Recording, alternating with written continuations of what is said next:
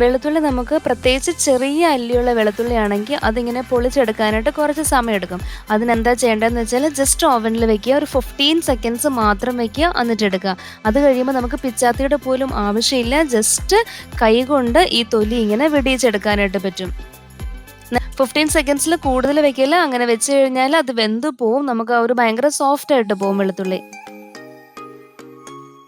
കണ്ടോ, നമുക്ക് ഈസി ആയിട്ട് ആ തൊലി കളഞ്ഞെടുക്കാനായിട്ട് പറ്റും. പിന്നെ അതുപോലെ തന്നെ നമ്മൾ നോർമലി വെളുത്തുള്ളി പൊളിച്ചെടുക്കുമ്പോഴത്തേനും കയ്യിലൊക്കെ സ്മെല്ല് വരത്തില്ല. ഇത് ആ സ്മെല്ലൊന്നും വരത്തുമില്ല.